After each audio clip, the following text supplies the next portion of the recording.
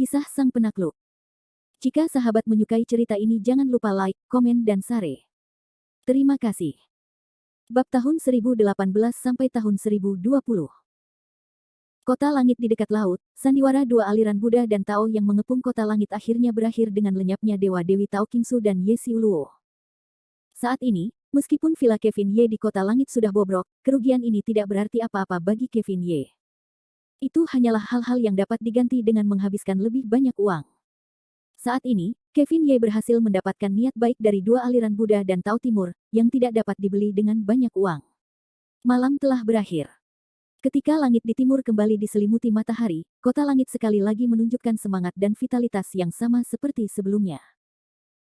Bersandar pada alu ajaib di tangannya, Biksu Tianqi berdiri di taman kota langit, menatap langit putih. Dia terdiam dan tidak tahu apa yang sedang dipikirkannya. Saat ini, Kevin Ye berdiri di belakang Biksu Agung Tianqi, matanya sedikit menyipit, dan penampilannya sama dengan Biksu Tianqi. Amitabha, aku tidak tahu berapa lama waktu yang dibutuhkan. Biksu Agung Tianqi mendesah tak berdaya, matahari terbenam dan terbit, ini adalah matahari baru, tetapi sangat disayangkan. Kevin Ye melangkah maju, menatap Biksu Agung Tianqi, dan berkata sambil tersenyum, ya, hari baru akan dimulai lagi. Kemarin telah menjadi debu. Sekarang kebenarannya sudah jelas, si pembunuh telah mendapatkan akhir yang pantas diterimanya. Ini seharusnya menjadi hari yang baik. Aku tidak tahu mengapa Guru Tianqi begitu sedih. Sepertinya dia tidak bahagia. Biksu Tianqi dengan cepat menoleh ke sampingnya, melipat tangannya dan mengencangkan wajahnya. Dia berkata kepada Kevin Ye, Amitabha, Dermawan Ye salah paham padaku. Aku tidak merasa tidak bahagia. Sekarang Qingsu dapat dianggap sebagai jalan untuk jatuh ke dalam Dharma, dan rencana Ye Xiuluo telah terdeteksi oleh Dermawan Ye. Kesalahpahaman antara dua aliran Buddhisme dan Taoisme dan Dermawan Ye juga telah diselesaikan. Ini seharusnya menjadi situasi yang membahagiakan bagi semua orang. Tetapi semakin sering hal ini terjadi, semakin aku merindukan sahabat lamaku. Sahabat lama. Kevin Ye tercengang dan berkata sambil tersenyum, apakah sahabat lama di hati Guru Tianqi adalah pendeta Tao Tianchang dari Maoshan? Biksu Agung Tianqi tidak punya pilihan selain tersenyum pahit dan berkata, Dermawan Ye agak tua, tetapi dia memiliki sepasang mata yang bijak. Itu benar-benar langka dan langka. Kemudian Biksu Agung Tianqi menghentikan suaranya dan berkata, ya, lelaki tua di mulutku adalah saudara Tao Tianchang dari Maoshan. Aku sangat berhati-hati sehingga aku menyimpan fondasi Gunung Maoshan yang berusia 1000 tahun. Tanpa diduga, sebuah konspirasi datang dan menghancurkan fondasi Gunung Maoshan yang berusia 1000 tahun. Sekarang bahkan Qingsu sudah mati, dan bahkan dupa terakhir dipotong di kaki Gunung Maoshan. Ini salahku karena tidak kompeten dan tidak menyadari rencana jahat Ye Sura sebelumnya. Kalau tidak, akan ada begitu banyak orang yang dibantai di seluruh gunung, dan bahkan tidak ada satupun dupa yang tertinggal. Jika hari itu berlalu, aku benar-benar tidak tahu bagaimana menghadapi saudara Tao Tianchang. Biksu Amitabha. Saat ini, Biksu Kiamat juga merupakan ekspresi sejati dari perasaannya. Dalam pandangan Kevin Ye, kesedihan semacam ini bukanlah kepalsuan. Untuk kesedihan Biksu Agung Tianqi, Kevin Ye tidak punya alasan untuk tersenyum sejenak, dan berkata, Tuan Tianqi tidak perlu bersedih seperti itu. Sekte Maoshan ini belum dikalahkan. Kata-kata Kevin Ye jatuh ke telinga Biksu Agung Tianqi. Dia segera mengejutkannya dan berkata kepadanya, apa maksudmu dengan ini? Aku tidak begitu mengerti. Kevin Ye menyipitkan matanya dan berkata sambil tersenyum, kursi ini berarti tidak ada Ibu Suri dari Sekte Maoshan. Selain Qingsu, ada dua orang murid Tao Tianchang yang masih ada di dunia. Biksu Agung Tianqi bahkan berkata, benarkah itu, Dermawan Ye? Tentu saja. Tidak peduli seberapa santainya aku tidak akan mengolok-olok warisan sebuah klan. Tuan Tianqi, apakah Anda benar? Tentu saja. Biksu Tianqi mengangguk cepat, tetapi wajahnya masih bingung. Dermawan Ye adalah seorang sosok, aku masih bisa mempercayainya, tetapi ini terlalu tiba-tiba. Aku ingin bertanya kepada Dermawan Ye. Sudah diketahui umum bahwa Ye Xiuluo membantai seluruh gerbang Gunung Maoshan hari itu. Dermawan Ye belum pernah ke Gunung Maoshan. Bagaimana aku bisa tahu bahwa ada dua orang murid Tianchang yang masih hidup? Kevin Ye tersenyum dan menjelaskan, Guru Tianqi lupa bahwa saya telah memberitahu Qingsu bahwa ini bukan pertama kalinya saya bertemu dengannya. Saya ingat belum lama ini, 3 orang murid Maoshan datang ke laut untuk menangkap setan dan secara keliru mengambil manusia. Saya kebetulan lewat, jadi saya memberi mereka pelajaran. Kemudian, mereka mengatakan bahwa mereka adalah murid Gunung Maoshan, dan saya tidak menyalahkan mereka. Mereka hanya mengembalikan Tao Qingsu sendiri dan menyuruhnya melapor kepada pemimpin Maoshan. Tao Tianchang, pemimpin Maoshan, datang ke laut untuk menemui kami. Adapun dua murid Maoshan lainnya, saya telah ditahan. Setelah pendeta Tao Qingsu kembali ke Maoshan, Maoshan dihancurkan oleh Ye Sura, jadi dua murid Maoshan tetap berada di tangan kita. Mendengar penjelasan Kevin Ye, Biksu Agung Tianqi tampak tidak percaya. Kemudian dia sangat gembira dan berkata, Dermawan Ye, di mana dua murid Maoshan sekarang? Kevin Ye terkekeh, melambaikan tangannya dan berkata, saya telah menyerahkannya kepada Sekte Kouzang di Kunlun. Kouzang Jiao adalah pemimpin Sekte Tao. Saya tidak ingin ikut campur dalam urusan Sekte Tao Maoshan, jadi tentu saja saya serahkan kepada Kouzang Jiao. Perkataan Kevin Ye ringan, dan Biksu Agung Tianqi tentu saja mempercayainya. Amitabha, langit tidak pernah menghentikan Maoshan. Tampaknya langit tidak pernah menghentikan Maoshan. Saat ini, Biksu Agung Tianqi benar-benar sangat gembira. Setelah bergumam, dia dengan cepat berbalik dan berkata kepada Kevin Ye, Dermawan Ye benar-benar orang yang berbudi luhur. Jika bukan karena kemurahan hati dan belas kasihan Dermawan Ye, Maoshan pasti sudah layu. Saya ingin mengucapkan terima kasih kepada Dermawan Ye atas kematian Tianchang. Biksu kiamat itu berkata akan menundukkan alu iblis ke satu sisi, langsung memberi hormat kepada Kevin Ye. Kevin Ye tidak meminta yang besar. Dia mengangkat tangannya sedikit. Kekosongan mengangkat Biksu Tianqi, Tuan Tianqi serius. Meskipun saya suka mencampuri urusan, saya bukan orang yang baik untuk dibunuh.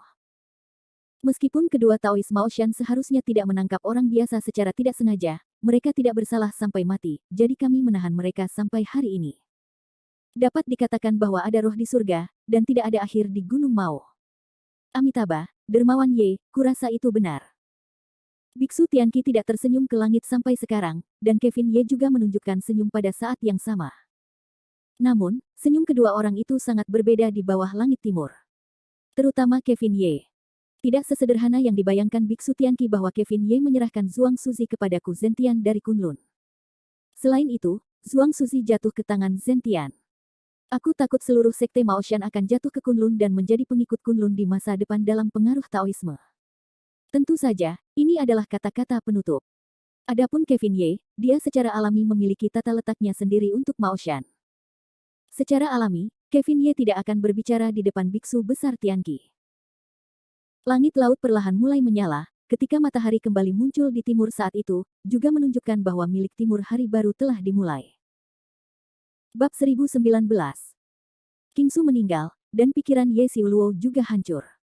Tidak ada artinya bagi orang-orang dari kedua aliran Buddha dan Tao untuk tinggal di Linhai sekarang. Jadi orang-orang dari dua aliran Buddha dan Tao ini mengucapkan selamat tinggal kepada Kevin Ye satu persatu setelah fajar di langit timur. Mereka meninggalkan kota langit satu persatu, dan kembali ke rumah mereka untuk mencari ibu mereka. Tentu saja, orang yang pergi dengan tergesa-gesa adalah Biksu Tianqi. Dia tidak suka memperhatikan dunia luar, jadi dia membawa murid-murid Shaolin kembali ke gunung untuk bermeditasi. Adapun guru welas asih, Tian Bao, biksu agung dari Lembah Dupa, tentu saja mengikuti, pergi satu persatu. Zentian dan Tao Ziyang dari Daozong adalah yang terakhir pergi.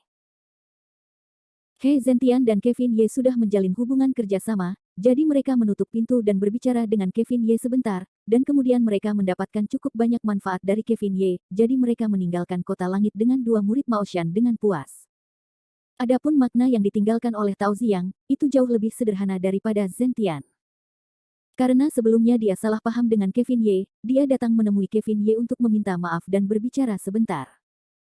Tentu saja, apa yang mereka bicarakan hanyalah beberapa kata tanpa nutrisi, yang tidak lebih dari saat mereka sempat pergi ke Gunung Souyang. Melihat kedua penganut Buddha itu pergi satu persatu, pandangan Kevin Ye menjadi semakin kabur. Menurut pendapat Kevin Ye, meskipun ada beberapa orang dari dua aliran Buddha dan Taoisme, itu tidak masalah. Selama orang-orang ini tidak maju untuk mencari masalah mereka sendiri, tujuan Kevin Ye telah tercapai. Tampaknya Kevin Ye telah belajar banyak ketika dia kembali ke dunia. Bagaimanapun, lebih baik berteman baik daripada membuat musuh di semua sisi. Adapun gadis berbaju ungu, tidak disebutkan tentang kelompok penganut Buddha dan Tao ini sebelum mereka pergi. Bagaimanapun, di Kota Langit, ada 4 master di puncak Tianyuan, dan wilayah Kevin Ye. Bagaimana jika kalian berdua aliran Buddha dan Taoisme dapat mengambil satu kepala rubah ekor 10? Karena kita tidak bisa menyerah, kita hanya bisa menutup mata dan mata yang lain. Tidak ada yang mau mencari kemalangan ini. Sampai orang-orang Buddha dan Taoisme pergi, Yang Jun dan Mulan keluar dari ruang tamu kota langit. Yang Jun langsung menghampiri Kevin Ye, mengangkat jempol sambil tersenyum, dan berkata kepada Kevin Ye, bocah, Gao ini benar-benar hebat. Dunia ini bisa mempermainkan begitu banyak orang di Sekte Yin Dao Timur, Buddha dan Taoisme, tanpa cara apapun untuk membiarkan orang-orang ini mundur tanpa perlawanan. Aku khawatir itu bocahmu. Setelah kembali kali ini, aku harus memberitahu para pemimpin kita tentang kejadian di 5 bab dan 40 bab. Kevin Ye mengerutkan bibirnya dan berkata dengan senyum jahat, kamu bisa kembali dan mengatakan apa yang kamu suka. Bagaimanapun, aku tidak punya pendapat. Melihat sikap acuh tak acuh Kevin Ye, Yang Jun tidak bisa menahan diri untuk tidak mengalihkan pandangannya dan berkata, Kevin Ye, sejujurnya, sangat disayangkan bahwa orang berbakat sepertimu tidak bergabung dengan kami. Jika pedang biru kita memiliki orang cabul sepertimu, kita tidak perlu marah dengan para pendeta dan penganut Tao itu. Sudahlah, kamu jangan menaruh pikiranmu padaku lagi. Aku katakan dengan tegas, itu tidak ada gunanya. Setelah terdiam sejenak, Kevin Ye melanjutkan, jika kamu punya waktu luang, sebaiknya kamu menghubungi anak laki-laki Charlie Qin itu untukku. Kamu bisa memberitahu dia bahwa masalahnya telah datang. Menyebutkan Charlie Qin dan masalahnya, Yang Jun segera mengalihkan pandangannya dan berkata, Kevin Ye, apa yang terjadi? Apakah ada yang salah dengan Barat Daya? Sekarang orang-orang Charlie Qin berada di Yunnan Selatan. Mendengarkan kata-kata Kevin Ye, Yang Jun secara alami memikirkan perbatasan Barat Daya. Namun, Kevin Ye berkata dengan senyum jahat, jangan gugup. Aku tidak tahu apa yang terjadi di Barat Daya. Tapi aku tahu sesuatu akan terjadi di Linhai. Pangeran Jepang terlalu enggan untuk merasa kesepian. Aku takut orang-orang di bawah tangannya akan segera membunuh Linhai. Pangeran Jepang Beimingwell. Yang Jun tertegun, dengan lembut memanggilnya, Kevin Ye, bocah, sekarang bagaimana situasi spesifiknya, apakah menurutmu mereka benar-benar meneliti prajurit super itu? Kevin Ye melanjutkan, aku tidak tahu apakah kita telah mengembangkan prajurit super. Namun, sehari sebelum kedua agama Buddha dan Taoisme mengepung kota langitku, aku sudah bertemu dengan orang-orang geng sapi gila di Jinyumantang. Tampaknya mereka sudah siap untuk memasuki Linhai dengan begitu bersemangat. Sialan, Beimingwell ini bukan orang yang pendiam. Yang Jun berteriak. Kevin Ye mencibir dan berkata, apakah kamu mengurus urusanmu sendiri? Jika orang ini dapat menjaga langkahnya sendiri, dia tidak akan datang ke timur. Yang Jun tidak punya pilihan selain tersenyum dan berkata, apa yang kamu katakan juga benar. Mengatakan itu, Yang Jun bertanya-tanya, tetapi rencana antara kamu dan pemimpin itu belum berjalan. Tim Flying Leopard sudah siap. Tidak bisakah kita berurusan dengan geng sapi gila? Yang Jun sama sekali tidak tahu apa yang telah dilakukan Liu Minghai. Dia pikir persiapan Kevin Ye sudah siap. Ketika menyebut tim Flying Leopard, wajah Kevin Ye langsung menjadi dingin dan berkata, tim Flying Leopard. Mereka sudah siap, tetapi ada yang salah di tengah jalan. Donglin Wei dari keluarga Liu membunuhnya. Flying Leopard dan Sirius kehilangan lebih dari setengah tenaga yang dilatih oleh mereka. Sekarang hanya tersisa 18 orang. Apa? Akhirnya, Yang Jun tidak bisa duduk diam. Matanya menatap Kevin Ye. Wajahnya tidak percaya. Tim Flying Leopard adalah tim khusus elit yang dilatih oleh Charlie Qin. Yang Jun tidak menyangka bahwa pasukan elit ini akan mati sebelum meninggalkan pasukan. Selain itu, di bawah tatapan Kevin Ye, Yang Jun sangat marah. Saat ini, Yang Jun tidak peduli. Dia meraih pelindung jantung Kevin Ye dan berkata, brengsek, bocah Kevin Ye, apakah kau ingat bagaimana kau berjanji padaku dan pemimpin? Kau bilang kau ingin melindungi keselamatan tim Flying Leopard. Mereka tidak melakukan apa-apa sekarang, jadi mereka pergi. Bagaimana kau, Panglima tertinggi, melakukannya? Kevin Ye juga dapat memahami kegembiraan Yang Jun, jadi dia tidak peduli dengan Yang Jun. Saat ini, Kevin Ye hanya menatap Yang Jun dengan mata dingin, dan kemudian berkata dengan dingin, Yang Jun, aku juga sangat sedih atas kematian mereka. Aku dapat mengatakan bahwa aku lebih sedih daripada kau, karena mereka semua adalah orang-orangku. Aku bekerja keras untuk melatih orang. Tetapi bagaimana mereka bisa? Bagaimanapun, mereka masih orang biasa, dan mereka menghadapi Liu Jia Donglin Wei malam itu. Kemudian Kevin Ye membuka tangan Yang Jun dan berkata dengan suara rendah, Yang Jun, bukankah kau pemimpin pedang biru? Bukankah kau direktur kantor pedang biru di Linhai? Anggota tim Flying Leopard terbunuh, pembunuhnya adalah keluarga Liu, tetapi juga sebuah kelompok seni bela diri. Apakah kamu memiliki kemampuan untuk pergi ke ibu kota kekaisaran dan menemukan keluarga Liu? Keterampilan apa yang bisa melampiaskan amarah di hadapanku? Kata-kata Kevin Ye membuat Yang Jun linglung, karena itu hanya menusuk rasa sakit Yang Jun. Saat ini, Yang Jun tidak bisa pergi ke keluarga Liu, atau dia tidak memiliki kekuatan untuk pergi ke keluarga Liu. Jadi Yang Jun melampiaskan semua amarahnya pada Kevin Ye. Melihat Yang Jun yang tercekik dan tidak bisa berkata-kata, Kevin Ye mendengus dingin, baiklah, aku tidak akan mempermalukanmu. Aku tahu penderitaanmu dan Charlie Qin, juga tahu jalan terakhir pedang biru. Aku akan melakukan apa yang tidak bisa kamu lakukan. Yang Jun tertegun, berkata Kevin Ye, nak, itu, lalu, apa yang ingin kamu lakukan selanjutnya? Mata Kevin Ye yang melotot mencibir dan wajahnya terukur, orang-orangku tidak bisa mati sia-sia. Aku sudah membunuh Liu Minghai, keluarga Liu. Namun, hidupnya sendiri tidak cukup.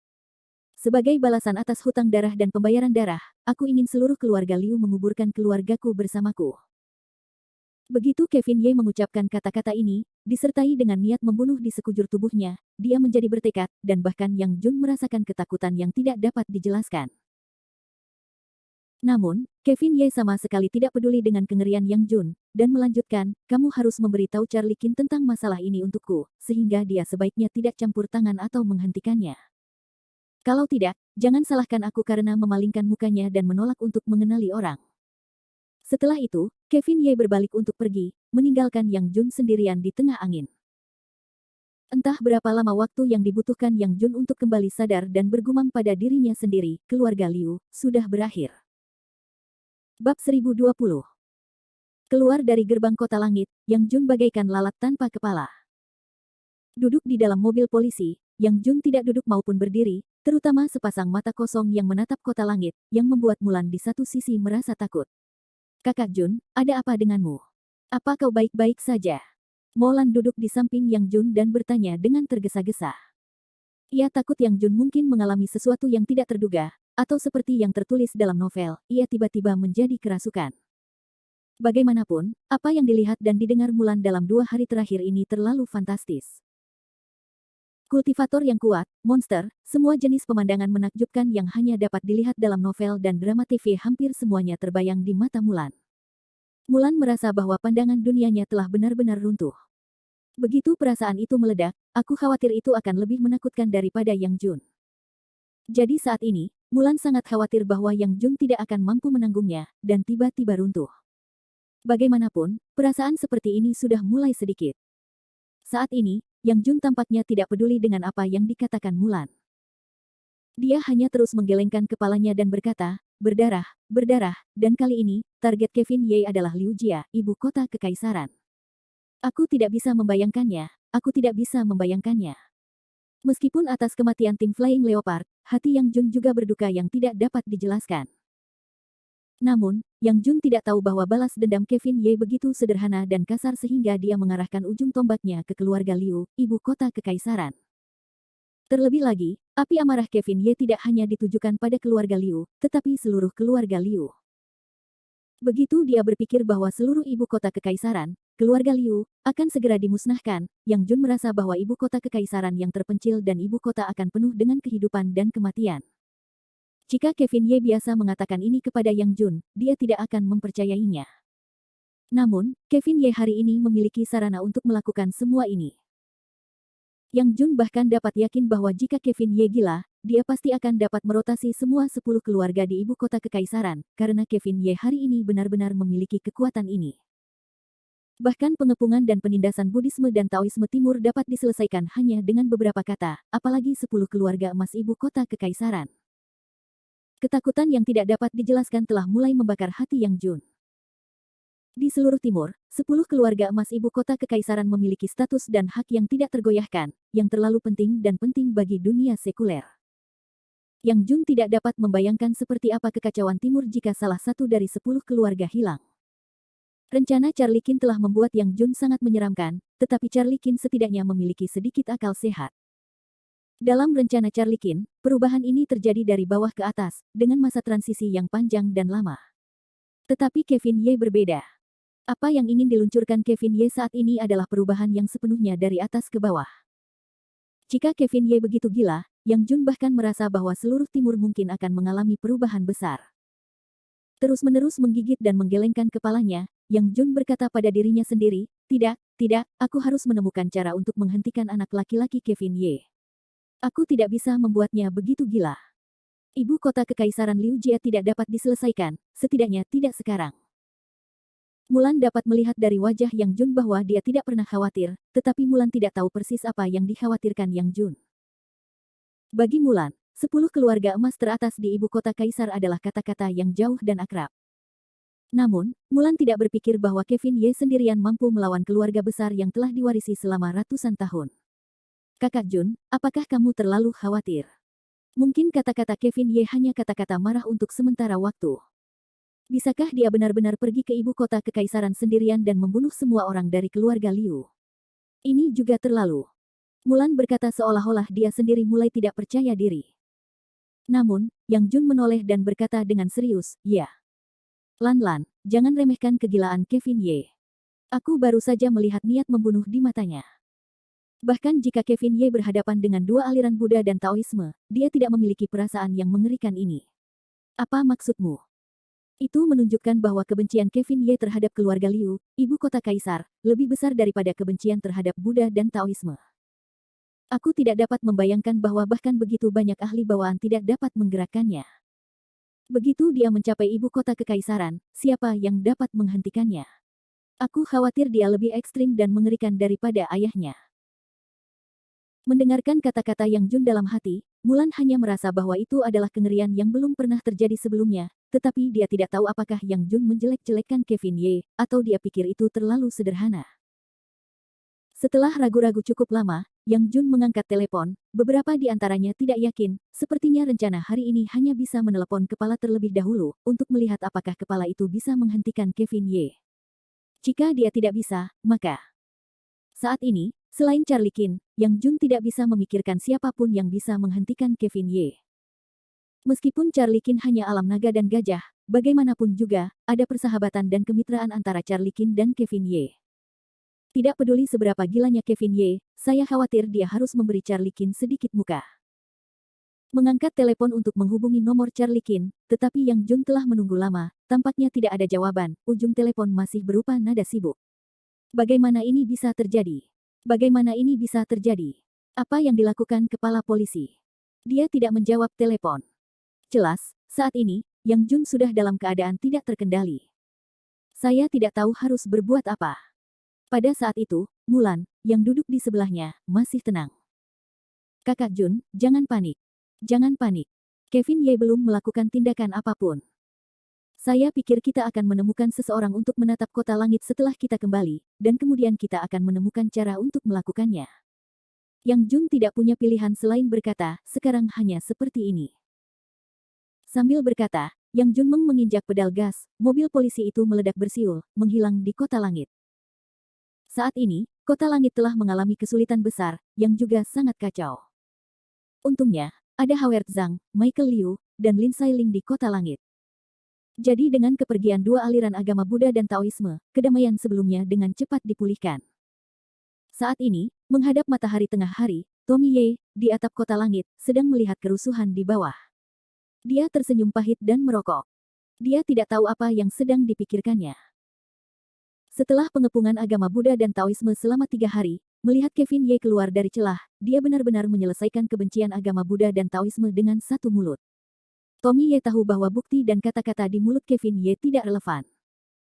Satu-satunya hal yang dapat membuat kedua agama Buddha dan Taoisme mundur dengan sukarela adalah kekuatan absolut Kevin Ye. Dengan senyum masam, dia mencubit puntung rokoknya. Tommy Ye memiliki kilatan cahaya di benaknya dan tiba-tiba membuat keputusan. Dan di Tommy Ye yang siap untuk turun, di belakangnya, Kevin Ye seperti hantu yang melayang turun. Tommy Ye tertegun dan menoleh ke arah Kevin Ye dan berkata sambil tersenyum, "Maaf, saudara, apakah kamu di sini?"